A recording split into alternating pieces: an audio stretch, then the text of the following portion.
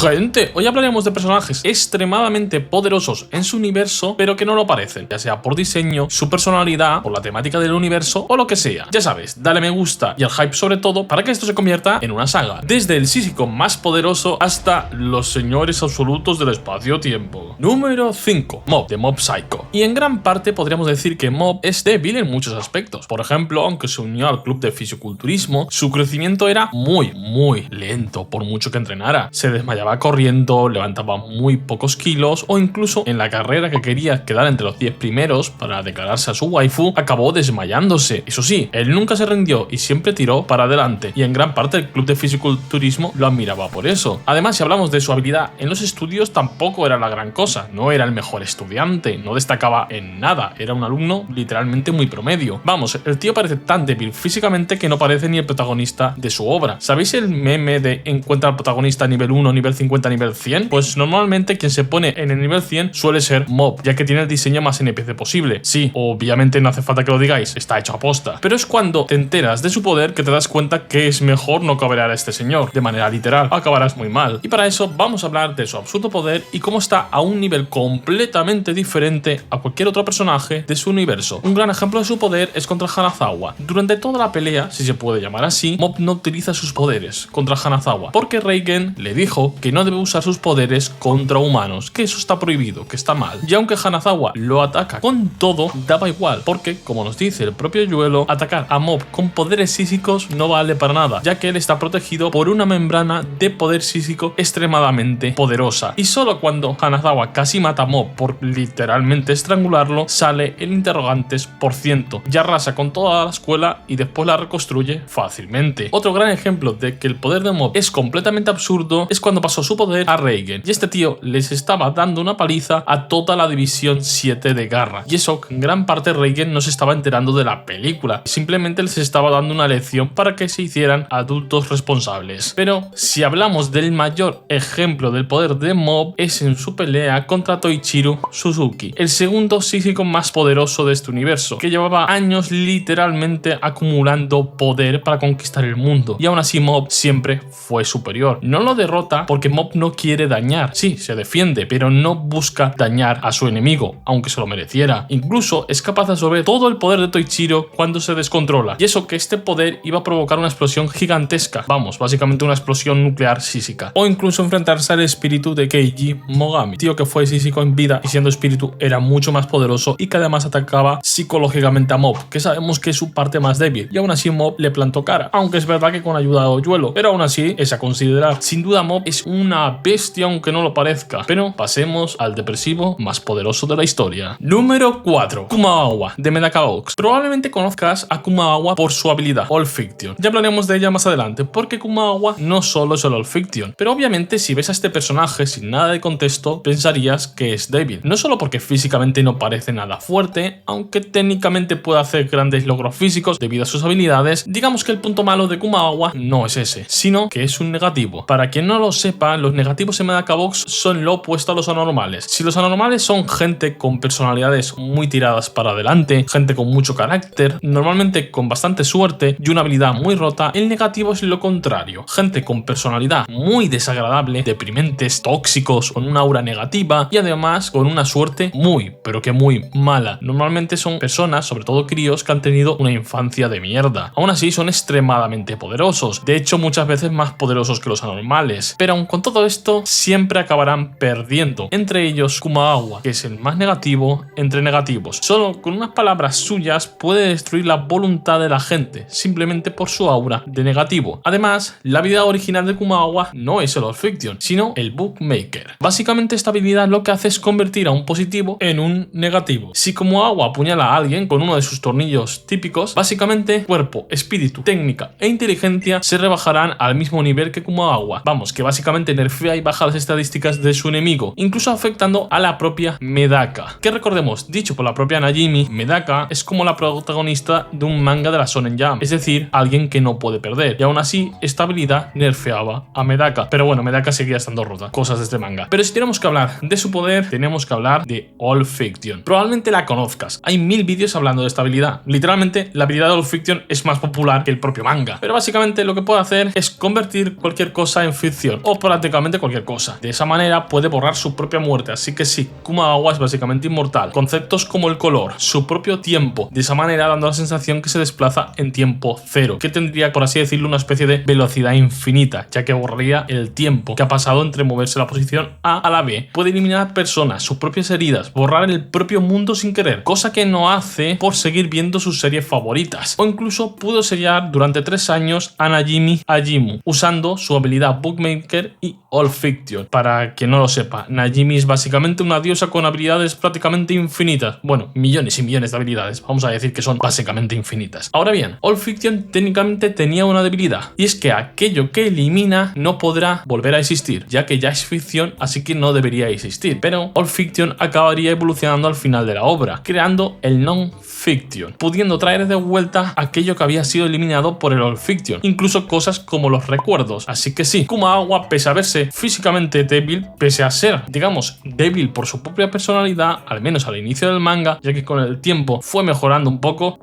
seguía siendo bastante negativo, pero digamos que está un pelín más feliz. Kumaagawa está extremadamente roto. Pasemos al pingüino reggaetonero. Número 3. Gunter, de Hora de Aventuras. Cuando conocemos a este pingüino reggaetonero, es un simple alivio cómico, que tiene interacciones bastante graciosas con el Rey Hielo, como por ejemplo cuando el padre de Marceline reconoce que el alma de Gunter es la más oscura que ha visto nunca, y este quiere robársela, y Gunter le mete un guantazo y básicamente le dice que no, que le dé la suya a él. O cuando Gunter crea un ejército de pingüinos clones por culpa del ojo diabólico, y cuando llega el Rey Hielo y ve toda la que ha liado, Gunter se asusta porque Gunter parecía un reggaetonero y le tira agüita con el fluflus. Ahora bien, dicho esto, podemos ver que Gunter en general es simplemente un pingüino con más protagonismo que el resto, pero todo cambiaría en la temporada 6. Gunter sufriría una herida que dejaría su cerebro expuesto y poco a poco empezaría a tener recuerdos de su vida, y resulta que este pingüino es bastante más viejo de lo que aparenta. ¿Qué tan viejo? Bueno, pues cuando empieza a recordar su pasado vemos que estaba desde los inicios de la humanidad, estuvo desde que los humanos éramos cazadores recolectores, el neolítico, la edad antigua, vamos, que estuvo en el putísimo imperio romano, seguramente se tomó un vinito con Julio César, se unió a sectas, creó su propia Coca-Cola, se codeó con la alta nobleza victoriana, fue director de cine y también un hippie budista. Pero en realidad Gunter era mucho más viejo que eso. Gunter no es un pingüino. Recordemos que antes de los inicios de los tiempos, en el universo de Hora de Aventuras existían los monstruos, y ahí estaba Gunter, bueno, mejor dicho, Orgalor, uno de los pocos monstruos que se mantuvo vivo hasta el día de hoy, ya que la mayoría o serían encerrados por sus crímenes o probablemente se fusionarían para crear algo. Ojo, aún no existen algún que otro monstruo vivo en Hora de Aventuras, pero Orgalor fue uno de los pocos, y que además fue relativamente exitoso, ya que se nos dice que era un conquistador de planetas, que básicamente era un tirano que controlaba todo el sistema solar, o prácticamente todo el sistema solar, que era conocido como el Breaker of Worlds. Vamos, era un destructor de mundos en toda regla. Lamentablemente para él, su codicia lo cegó e intentó absorber el poder del cometa catalizador. Eso no le salió muy bien, ya que fue derrotado por Grog y fue expulsado a la Tierra. Y aunque era un ser poderoso y conquistaba planetas, se ve que tenía una debilidad, y eso era una gravedad considerable, ya que al caer en la Tierra, aparte de que estaría obviamente debilitado, la gravedad empezó a hacerlo pequeñito, empezó a hacerlo mucho más achuchable, lo hizo pequeñito hasta convertirlo en un pingüino y además provocarle amnesia. Aún así es sorprendente que este alivio cómico resultara ser un conquistador de planetas. Eso sí, cuando recuperó su forma original al estar en el espacio, después de recuperar su memoria, también fue derrotado por Finn. Pero bueno, podríamos decir que estaba distraído por absorber el cometa, y además Finn lo atacó literalmente desde dentro. También podríamos decir que Gunter tuvo otra versión poderosa, ya que al final de la serie original de Hora de Aventuras conseguiría la corona del Rey Hielo. Aquí Jack se asustaría creyendo que desearía recuperar todo su poder como Orgalor, pero no, Gunter pediría ser como su maestro, convirtiéndose así en Ice Gunter, una especie de Rey Hielo con los mismos poderes y locura que este. Y aunque no lo parezca, los poderes del Rey Hielo son bastante tochos. Estamos hablando de que puede crear ejércitos conscientes, afectar al clima de extensiones de tierra enormes o congelar a personajes como la princesa Chicle controlada por el Lich. Es decir, el Rey Hielo no es débil, lo que pasa que entre que es imbécil y está medio loco, pues no parece tan poderoso. Eso sí, a diferencia del Rey Hielo, Ice Gunter consiguió casarse fácilmente con la princesa Tortuga que trabajaba en la biblioteca. Bastante curioso, se lo papeó de esa manera al menos. Pero pasemos a la dragona chiquita más poderosa. Número 2. ¡Ey! Si te está gustando el vídeo, ya sabes, dale like, sobre todo hype este, y recuerda, tenemos una comunidad de Discord y un canal secundario. Kana Kamui de la serie Kobayashi. En general os diré que estas dragonas están bastante infravaloradas en poder. En gran parte por ser una serie de comedia y porque las dragonas mayoritariamente se dedican a acosar a sus cruces en este universo, como Toru acusando a Kobayashi o Lukoa con el pobre niño. Sí, que alguien llame al FBI porque Lukoa está cometiendo bastantes delitos. Bueno, de hecho, canónicamente ha cometido ya varios, pero dejemos eso de lado. Estas dragonas están en general muy rotas. Incluso Kana, siendo la más pequeña y la que obviamente es más débil, ya que en edad de dragona sigue siendo una cría de 7 años, sigue estando muy rota. De primera tenemos que saber que su poder tiene que ver con la electricidad. Vamos, que de manera canónica se carga como un móvil. Y esto es importante porque como en la Tierra normal no existe mucho mana, esta manera de recuperar la energía es bastante buena. Pudo jugar de igual a igual un partido de Dokeball contra Fafnir y Toru. Esto podrá parecer una tontería, pero viendo la potencia de esos tiros que literalmente podrían petardear tu casa de una, no está nada mal. Pero algo que nos muestra que Kana tiene un gran poder son las esferas del dragón. No estoy hablando de las esferas del dragón de Dragon Ball, obviamente, pero sí de unas esferas del dragón, ya que en este universo las esferas del dragón son básicamente contenedores de mana creados por los dragones que sirven para aumentar su magia de manera extrema. También la pueden usar los humanos para controlar los dragones, pero ese es otro tema. Pues resulta que Kana en el pasado destruyó una de estas esferas haciendo una de sus bromas, y esto provocó que el mana de esta esfera acabara en el cuerpo de Kana, lo que lo hacía bastante más poderosa. Por eso su padre, Kimun Kamui, y un mago humano irían en búsqueda de Kana para utilizarla en una guerra contra el bando de la armonía. Sí, quería utilizar a una niña en la guerra, ya que debido a este mana acumulado, Kana sería extremadamente poderosa y útil en batalla. Al final, técnicamente llegan al trato de que Kana haga la esfera y que no tenga que luchar directamente, pero es a considerar. Y ojo, acabaría creando esta esfera y dándosela a su padre y al mago. También, aún después de haber creado esta esfera y haber gastado gran parte de su mana y de su energía, acabaría ayudando a Kobayashi y a Toru a crear otra esfera del dragón aún mucho más grande y poderosa para derrotar a su padre. ¿Por qué quería derrotar a su padre? Bueno, aparte de porque el padre es un capullo, es porque el padre estaba siendo controlado por el mago que he mencionado antes con la esfera del dragón que había creado Kana. En definitiva, que Kana tiene mucha energía, mucha energía. De hecho, en una de estas fue capaz de despejar todo el cielo de la prefectura de Saitama. Según los fans de Boku no Hero, esto ya escalaría un multicontinental por lo menos. Técnicamente debería ser capaz de causar el Armagedón en la Tierra, básicamente como cualquiera de los dragones. Pero vayamos al punto más importante y lo que hace que Kana probablemente en un futuro sea uno de los dragones más poderosos de la obra, y eso es la electricidad estática. Básicamente, Kana tenía un trabajo de clase y era sobre la electricidad estática. Intentando comprender mejor lo que era la electricidad estática, digamos que empezó a estudiar y a comprender los funcionamientos de esta con Kobayashi, lo que provocó que acabara lanzando un rayo de esta potencia y que la propia Kobayashi se replanteara si esto de verdad era electricidad estática o podría ser algo mucho más peligroso, como degeneración de la materia o aceleración de partículas. Y como se nos da a entender en la obra, básicamente a mayor conocimiento del funcionamiento de la electricidad, Kana será mucho más poderosa. Seguramente si llegara a comprender el funcionamiento de los electrones, estaría mucho más cerca de los dragones más poderosos aún siendo una cría. Quizá tenga mayor potencial al ser una dragona criada en el conocimiento del mundo humano moderno. Ya digo, estas dragonas están estúpidamente rotas. Lukoa, por ejemplo, tenía hasta el poder de hacer que la gente le dieran ganas de mear, que hay más roto que eso. Y Kana tiene un potencial tremendo al ser criada por Kobayashi, que por cierto Kobayashi también ha tenido alguna contrahazaña bastante loca. Pero bueno, ese es otro tema. Pasemos al número 1. Número 1. Los gnomos de Plantas vs Zombies. En este universo existen muchos entes, muchas criaturas extremadamente poderosas. Desde el Super Brains cósmico, que básicamente hace press de banca con planetas, hasta el Lanzanguisates de plasma, que literalmente dispara universos. Sí, como estén habitados es el mayor genocida de la ficción, pero eso es otro tema. Hoy venimos a hablar de algo muy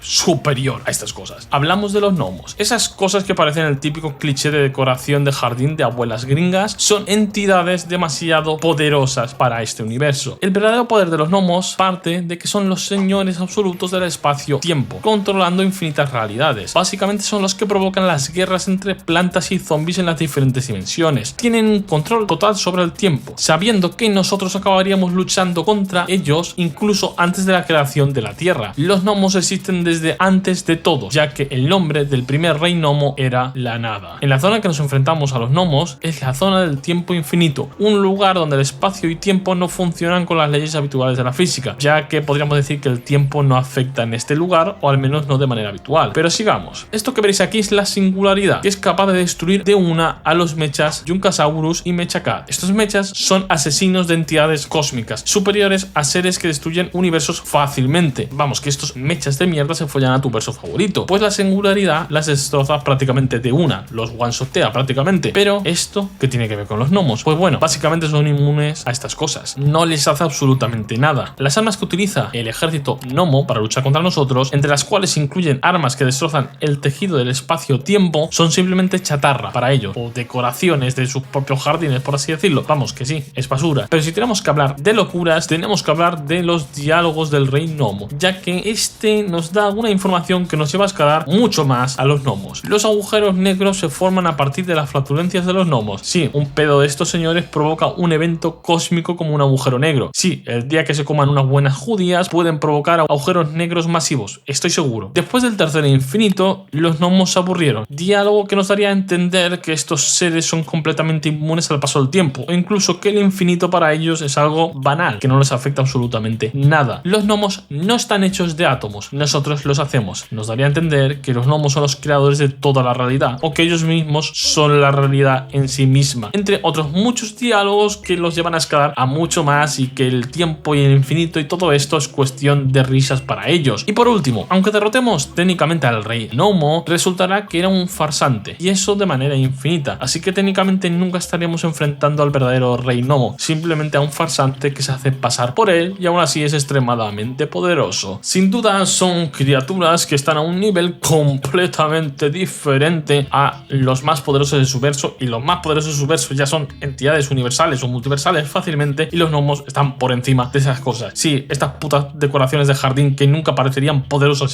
a simple vista están extremadamente rotos. Pero bueno, espero que os haya gustado el vídeo. Si así ya sabéis, like, suscribiros y todo eso que se suele decir, y adiós.